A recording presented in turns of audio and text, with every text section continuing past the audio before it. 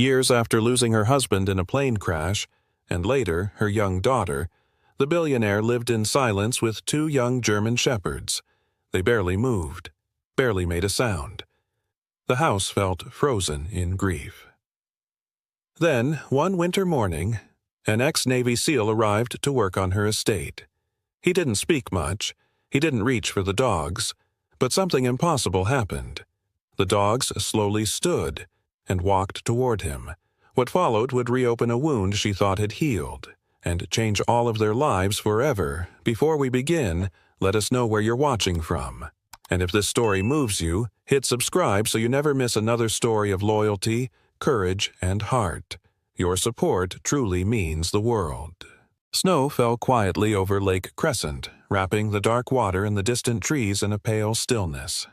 The world felt suspended, as if even time itself had learned to breathe softly here.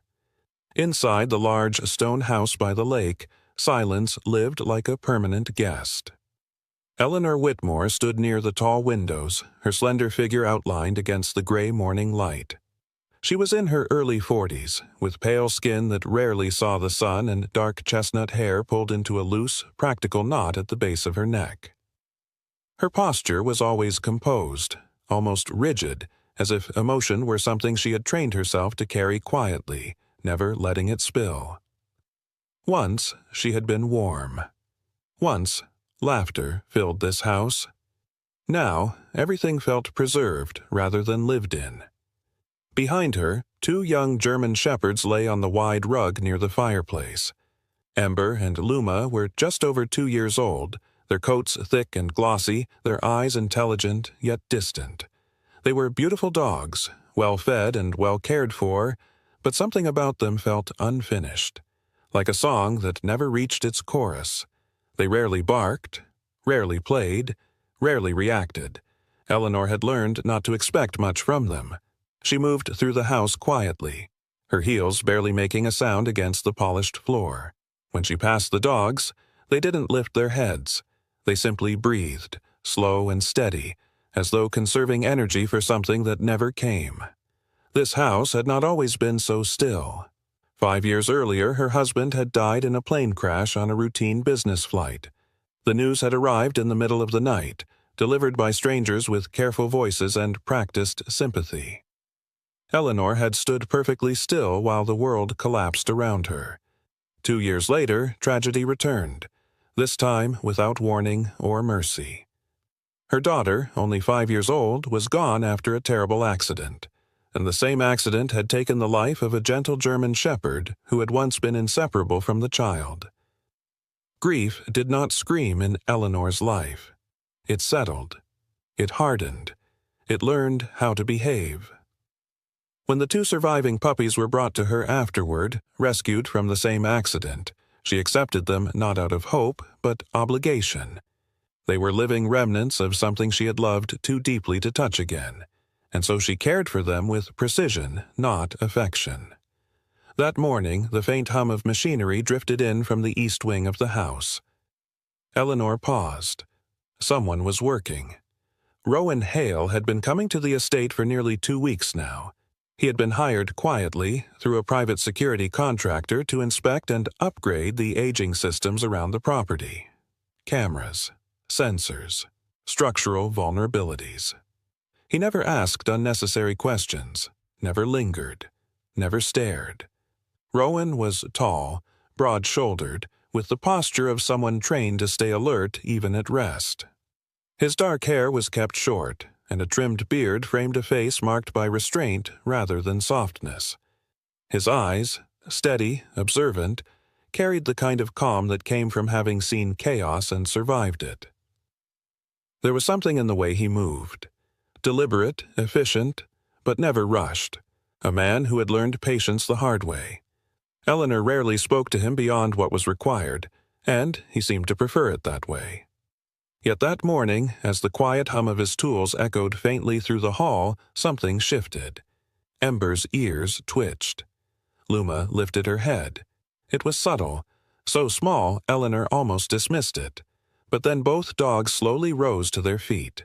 Their bodies remained tense, cautious, Yet their attention was fixed toward the hallway where Rowan worked. They took one step forward, then another. Eleanor's breath caught. They had not done that for anyone. Not the veterinarians, not the trainers, not even her.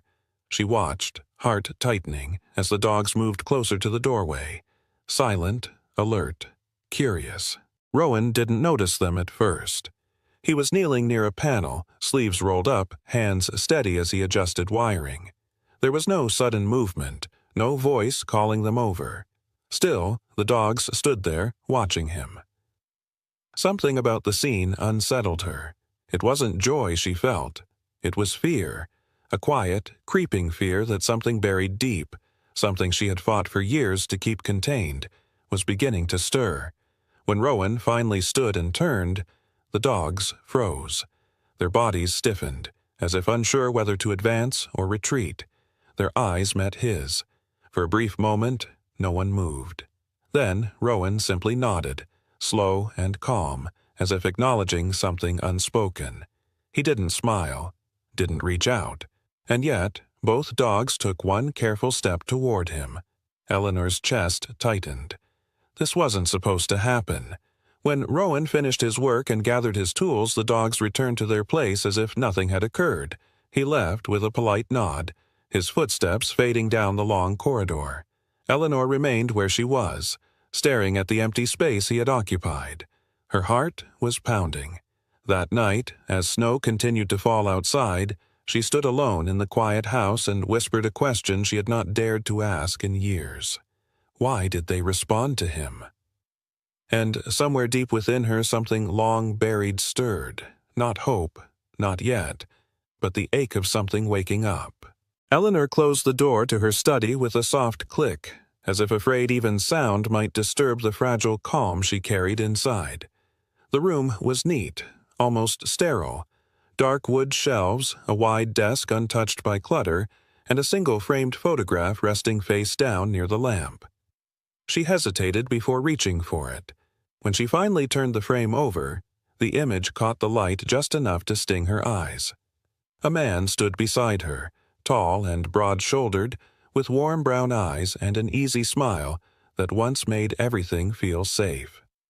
His name had been Thomas Whitmore, her husband. Beside him stood a little girl with chestnut curls and bright, curious eyes, 3 years old, laughing as though the world had never known pain. Eleanor's fingers trembled against the glass. Thomas had died in a plane crash 5 years earlier, on a short business flight that never made the evening news for long. The world moved on quickly. Eleanor didn't. She learned how to breathe without him, how to function, how to sign papers and lead meetings while something inside her stayed permanently still. After his death, she threw herself into work. Long days, longer nights. Structure became survival. Grief was something she believed could be managed, contained behind schedules and polished control, but their daughter hadn't learned that trick. After her father's death, the child withdrew into herself. She spoke less, slept poorly, flinched at sudden sounds. Doctors called it trauma. They promised time would help. Time did not. On the advice of a specialist, Eleanor brought home a therapy dog when her daughter was 3. His name was Ash, a young German shepherd with warm amber eyes and a calmness that felt almost human. Ash stayed close to the child from the first night, curling beside her bed, following her small steps through the house, resting his head against her chest when she cried. For the first time in years, the house softened. Eleanor watched from a distance, afraid to interrupt whatever fragile peace had formed between them. She told herself she was protecting it. In truth, she was afraid to need it too much. 2 years later, everything shattered again. It happened on a winter afternoon, the sky thick with falling snow. Eleanor had been delayed at work. A driver had taken her daughter and Ash to a nearby appointment. The road iced over without warning. Ash ran. He had leapt from the vehicle when it skidded, trying to reach the child. Neither of them came home. The memory hit Eleanor now like a sudden wave. Her breath caught, and she pressed her palm against the desk until the ache dulled. Only 2 survived that crash. 2 tiny puppies found curled beneath their mother's body, barely alive, silent, shaking. Eleanor had taken them in without thinking, as if instinct alone guided her. They were all she had left of her child, of Ash. But she never allowed herself to love them. Love had become dangerous. She fed them, sheltered them, paid the best veterinarians, hired trainers when they failed to respond. Nothing changed. The dogs grew, but something inside them remained closed off, like a door no one could open, and Eleanor had stopped trying. She turned away from the photograph and exhaled slowly. That was when she heard movement again, faint but deliberate. Footsteps, not hers. She moved toward the doorway just as Rowan passed down the hall, carrying a small toolbox. He moved with quiet confidence, his long frame relaxed yet alert. Today, he wore a dark thermal shirt beneath his jacket, the fabric stretching across broad shoulders shaped by years of discipline rather than vanity. A faint scar traced the edge of his jaw, half hidden beneath a trimmed beard. Rowan Hale never rushed, never startled. He carried himself like someone who had learned how quickly noise could become danger.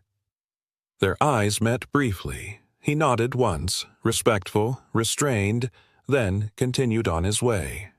Eleanor watched until he disappeared around the corner. She didn't know why her chest tightened. Moments later, she heard it again, the soft sound of the movement behind her. She turned.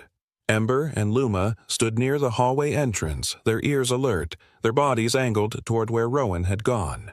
Not tense, not fearful. Aware. Her breath caught. This wasn't curiosity, it was recognition. The dogs took one slow step forward. Eleanor's heart pounded. "No," she whispered, though she didn't know why. They stopped, hesitated, then settled again, lying down, but not before glancing once more toward the hall. Something had shifted. Eleanor stood frozen, a strange pressure building behind her eyes. It felt like the house itself had exhaled. She didn't follow Rowan. She didn't call out.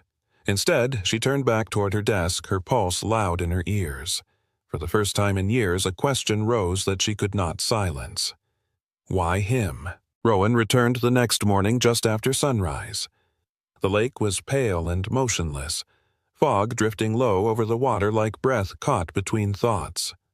Frost clung to the edges of the stone path as his boots touched down quietly, one step at a time. He carried a compact tool case in one hand and a folded maintenance report in the other. Eleanor noticed immediately how he moved. Slow, deliberate, never abrupt.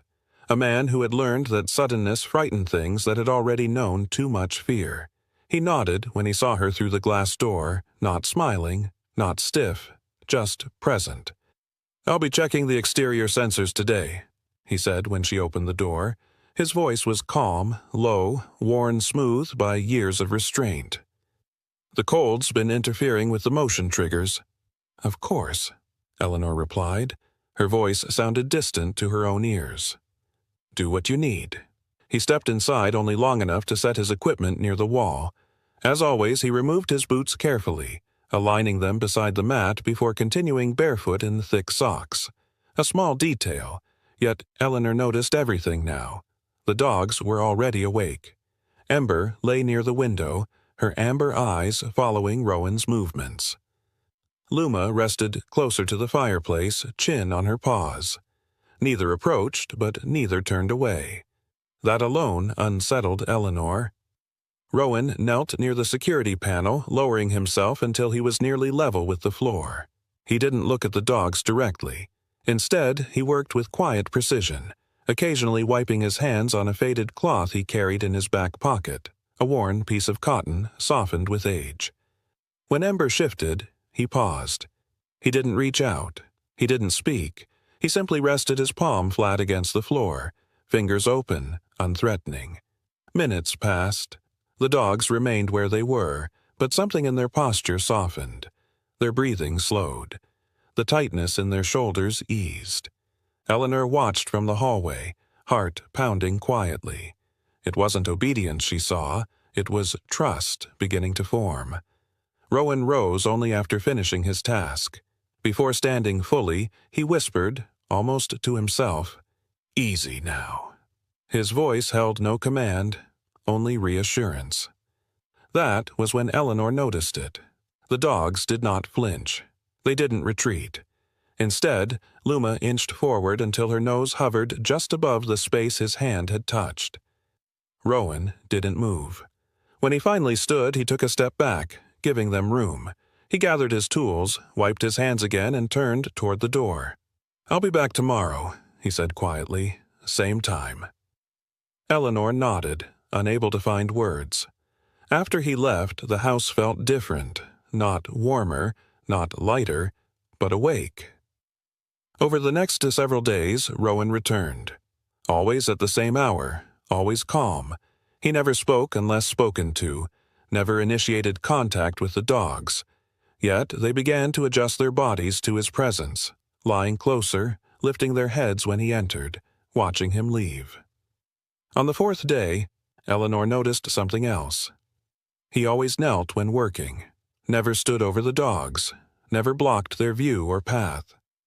When she finally asked him about it, her voice came out sharper than she intended. "Why do you always sit like that?" Rowan paused, then looked up at her. His eyes were steady, thoughtful. "Standing makes you look bigger than you are," he said quietly. "Some things don't trust what looms." There was no accusation in his tone, only understanding. That night, Eleanor lay awake, staring at the ceiling. Memories surfaced uninvited. Her daughter, shrinking from sudden noises, Ash positioning himself between her child and the world. Had she ever truly knelt down to see the world as they did? The next morning, Eleanor noticed a small detail that unsettled her further. Rowan had placed his jacket on the floor near the doorway instead of hanging it up. The fabric carried his scent, clean, faintly of pine and soap. Ember approached it slowly, sniffed once, then lay down beside it. Luma followed. They slept there for nearly an hour. Eleanor stood frozen, one hand pressed to her mouth. She didn't understand it, but she couldn't deny it. That afternoon, a woman arrived to assist with inventory checks. Her name was Sarah Collins, a woman in her early 50s with sun-lined skin, graying blonde hair pulled into a loose braid, and eyes softened by years of listening more than speaking.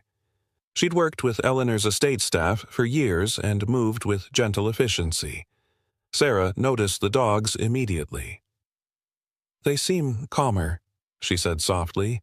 "Haven't seen them lie like that in a long time." Eleanor nodded, unable to answer. From the far end of the hall, Rowan glanced over briefly, then returned to his work. He did not smile, but his shoulders eased. As evening settled in, the sky darkened to slate gray. Rowan packed his tools, nodding once before leaving. Eleanor stood alone again, yet something inside her resisted the silence. She looked down at Ember and Luma. They were watching the door, waiting. And, for the first time in years, Eleanor felt something stir beneath her grief. Not hope, not yet, but recognition. Whatever Rowan carried within him, it was speaking a language the dogs remembered, and perhaps one her heart had not entirely forgotten. The afternoon light filtered softly through the tall windows, pale and distant, as Eleanor stood alone in her study. Dust drifted lazily in the air, catching the sun like fragments of forgotten time. The house was quiet again, but not the same kind of quiet she had known before. This silence felt watchful. She had spent the morning replaying the same image in her mind. Ember and Luma lying near Rowan's jacket, their bodies relaxed, their breathing slow. It had unsettled her more than she cared to admit. Eleanor folded her arms tightly against her chest and pressed the intercom button. "Rowan," she said, her voice steady but cool. "Please come to the study." A few moments later she heard his footsteps approach, unhurried, controlled. When he entered, he paused just inside the doorway, removing his gloves before placing them carefully on the table near the wall. Up close, the marks of his life were more visible. His face bore the quiet angles of someone who had learned to endure rather than complain. A faint scar cut through one brow, old and clean, the kind left behind by things never spoken about. His beard was trimmed short, dark with threads of gray at the edges. He stood tall, but not imposing. His posture carried humility rather than pride. "Yes, ma'am," he said. Eleanor gestured toward the chair opposite her desk. He didn't sit. She inhaled slowly. "I need to understand something." His eyes met hers, steady and patient. "You've been here 2 weeks," she continued. "And in that time—" "My dogs have changed." Her voice tightened. "They've never reacted to anyone the way they do to you." Rowan said nothing. "I've spent years working with veterinarians, trainers, specialists. I've paid for every form of therapy available." Her voice sharpened, the restraint cracking just slightly. "So I need to know what you're doing." He shook his head once, slowly. "I'm not doing anything," he said. "Not intentionally." Her brows drew together. "That's not an answer." He met her gaze without flinching. "I don't give commands. I don't touch them unless they come to me. I don't look at them directly unless they're ready." He paused. "I just stay." The words lingered between them. Eleanor's jaw tightened. "You're hired to maintain security systems, not to interfere with my animals." "I understand," he said calmly, "and I will do whatever you ask." The ease of his compliance unsettled her more than defiance would have. "You don't think this is inappropriate?" she pressed. "That they respond to you like this?" "I think they're afraid," he replied gently, "and I think they're tired of being alone with it." Her breath caught. Anger flared, not sharp, but hot and heavy. "You don't know what they've been through," she said. "You don't know what I've done to protect them." He nodded once. "I believe you." That answer disarmed her. She stood abruptly, pacing toward the window. Outside, snow drifted down in lazy spirals. The world looked peaceful, deceptively so. "I've done everything right," she said quietly. "Doctors, trainers, structure, control." Her voice wavered. "And still, they look at you like you're something familiar." Rowan remained still. When he spoke again, his voice was low. "Sometimes familiarity doesn't come from memory," he said. "It comes from safety." She turned sharply. "And you think you're safe?" "I think I don't leave when they're afraid." The words landed harder than he intended. Silence stretched between them. Eleanor closed her eyes briefly. When she opened them again, something fragile flickered behind her composure. "You're not to interact with them anymore," she said, her voice controlled. "Not unless I'm present." Rowan nodded without hesitation. "Understood. I mean it. I know." He reached for his gloves, pausing only once at the door.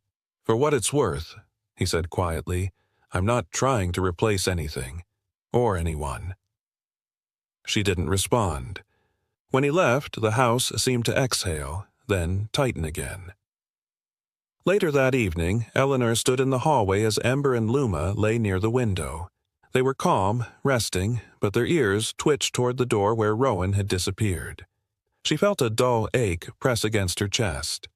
She didn't want to admit it, but something had changed, and she wasn't sure she could stop it.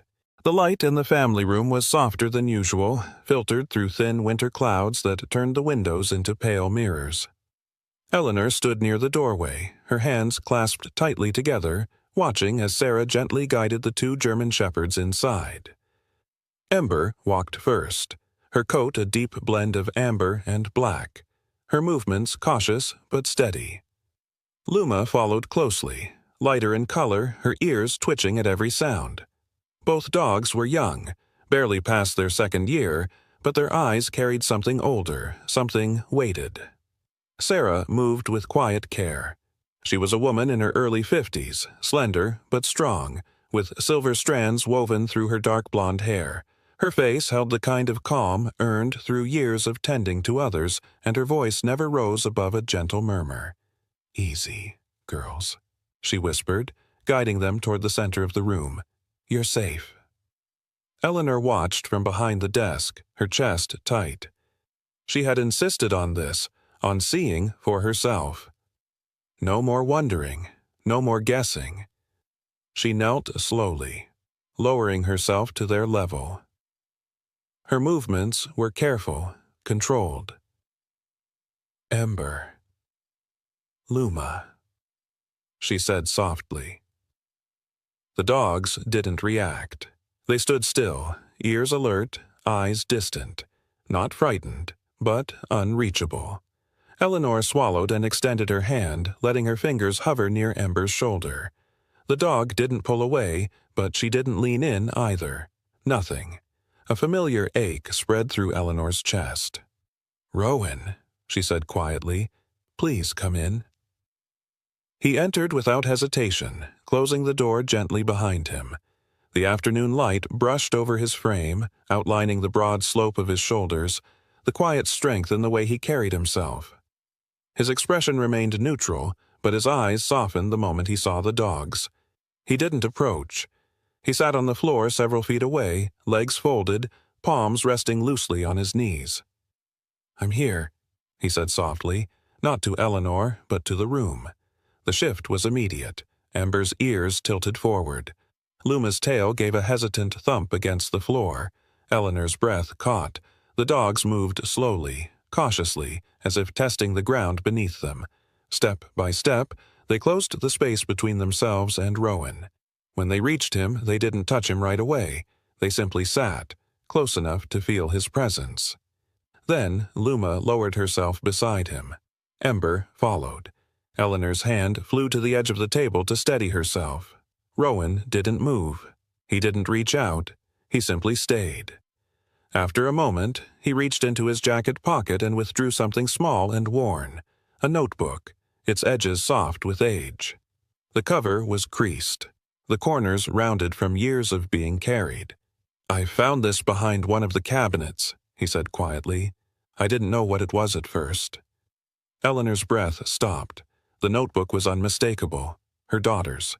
Rowan opened it carefully, as though afraid it might crumble. Inside, childish handwriting curved across the pages. Uneven, playful, filled with misspelled words and drawings of dogs and hearts. Eleanor felt the room tilt. "I didn't read much," Rowan continued softly. "Just enough to know it was important." He paused, then turned to a page near the middle. This one seemed different. His voice lowered as he read aloud. "For Ash, so he won't be scared when it's dark. Sing this when he shakes." The words trembled in the air. Rowan began to hum. It was slow, simple, almost unfinished. A melody shaped more by feeling than sound. The effect was immediate. Ember's body began to tremble, not in fear, but release. Luma pressed closer, her breathing evening out. Both dogs lay down, their bodies relaxing as if something deep inside them had finally been allowed to rest. Eleanor felt her knees weaken. She grabbed the edge of the table, her vision blurring. "That's her song," she whispered. She used to sing that to him every night. Rowan nodded slightly. "I thought it might help." Her breath hitched. The room seemed to tilt around her. He wasn't doing anything extraordinary. He was remembering. And somehow, the dogs remembered too. The room fell quiet, broken only by the sound of steady breathing. Eleanor pressed her hand to her chest as something inside her cracked open, not painfully, but with unbearable tenderness. For the first time in years, the silence did not feel empty. It felt full, and she realized, with a trembling certainty, that this was only the beginning.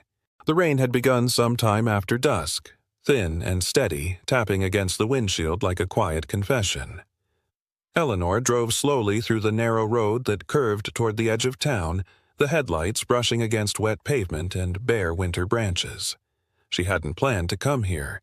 The decision had formed without words, an ache that simply refused to be ignored. Rowan lived in a small apartment building at the edge of the old industrial district, far from the lake and its silence.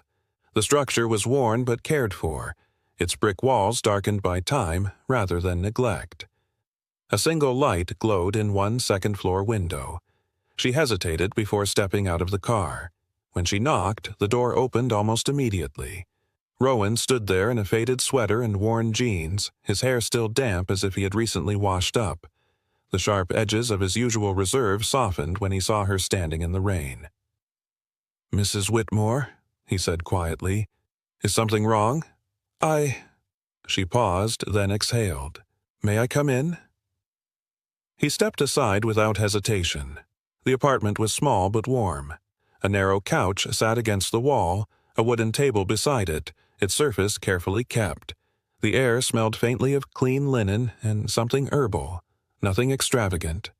Everything intentional. That was when Eleanor saw the dog. He lay on a thick blanket near the heater. Large once, perhaps, but now thin with age.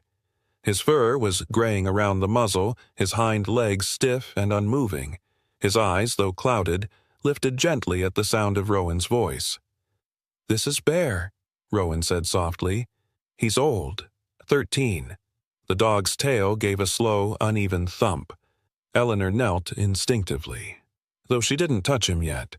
His body bore the quiet marks of long service, old scars hidden beneath thinning fur, joints that no longer carried him easily.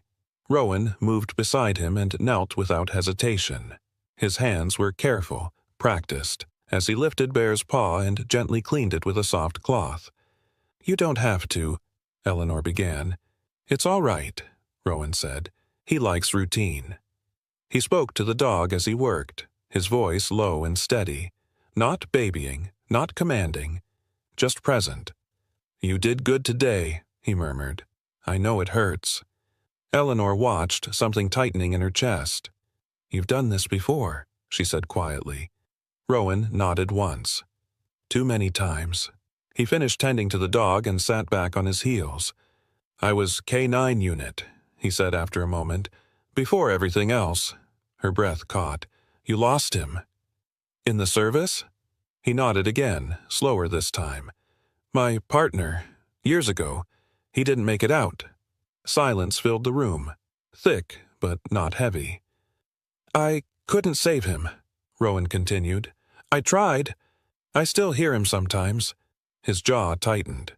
"After that, I couldn't walk away from those who were hurting, even when it cost me." Eleanor swallowed. "Is that why you do this?" He looked at her then, really looked. "I don't fix them," he said. "I stay, long enough for them to remember they're not alone." Her chest ached at the truth of it. Bear shifted, letting out a quiet breath. Rowan rested his hand against the dog's shoulder, not forcing comfort, just offering it. "He's been with me since the end," Rowan said, "when everyone else left." Eleanor felt something shift inside her, something heavy loosening, just a little. "I didn't come here to ask for this," she admitted softly. "But I think I needed to see it." He nodded, understanding without asking what she meant. When she stood to leave, she hesitated at the door. "You're not doing too much," she said. "You're not crossing a line." Rowan's eyes softened. "I know."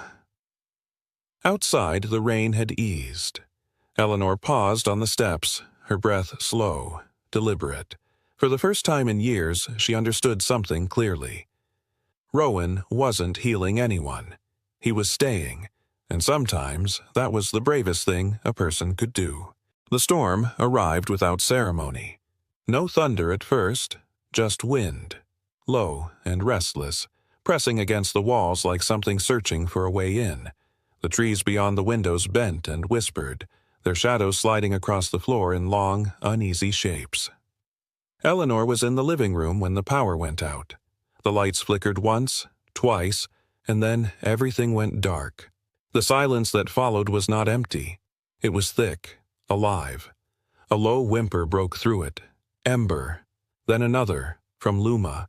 Their bodies trembled near the fireplace, ears flattened, breath quick and uneven. The storm outside deepened, rain striking the roof with growing urgency.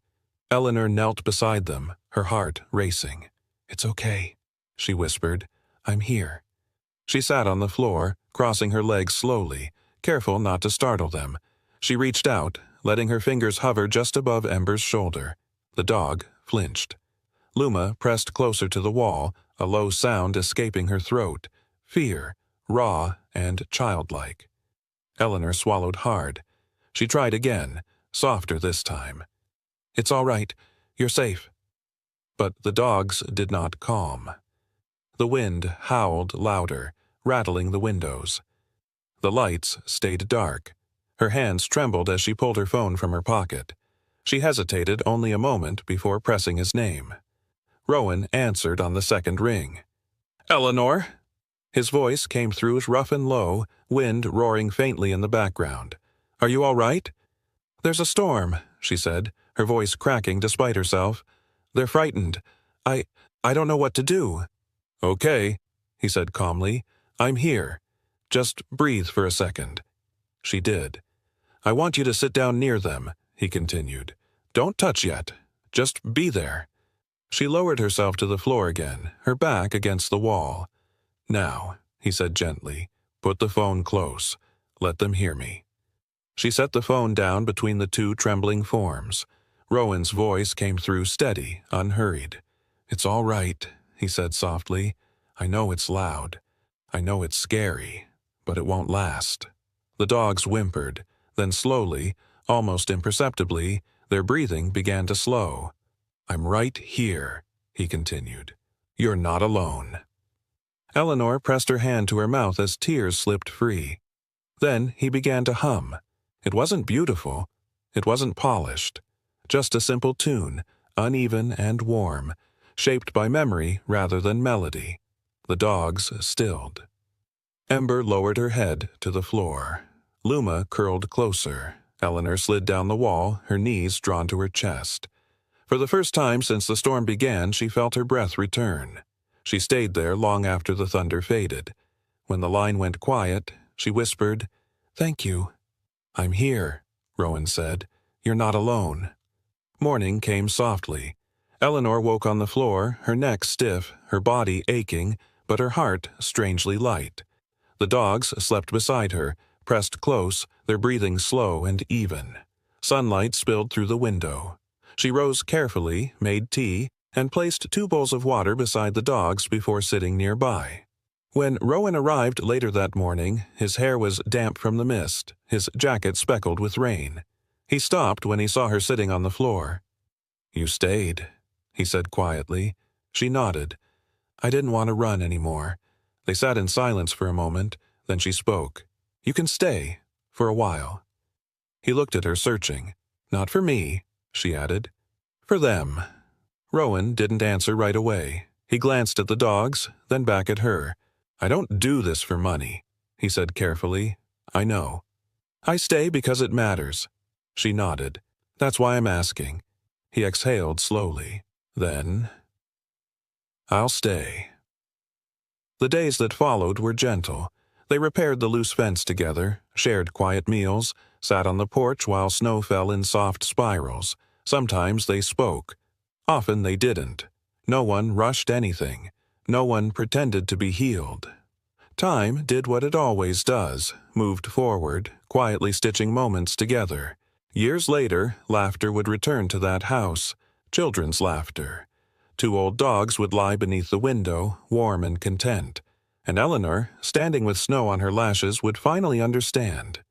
Healing did not come like a miracle. It came when she chose to stay. There are moments in life when healing doesn't arrive with noise or miracles. It comes quietly, like a breath you didn't realize you were holding, like a hand resting beside yours when you thought you were alone. This story isn't really about dogs, or loss, or even grief. It's about presence.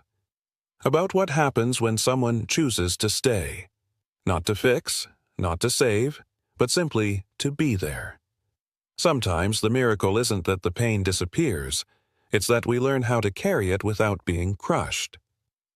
Faith doesn't always look like answered prayers. Sometimes it looks like a stranger who stays when others walk away.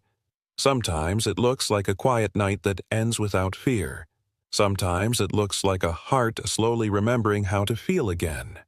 If you're listening to this and your heart feels heavy, please know this. You are not forgotten. You are not weak for still hurting, and you are not alone, even when it feels that way. Maybe today, healing doesn't mean fixing everything. Maybe it simply means sitting with someone. making a phone call you've been avoiding, offering kindness without needing it returned, or allowing yourself, just for a moment, to breathe. If this story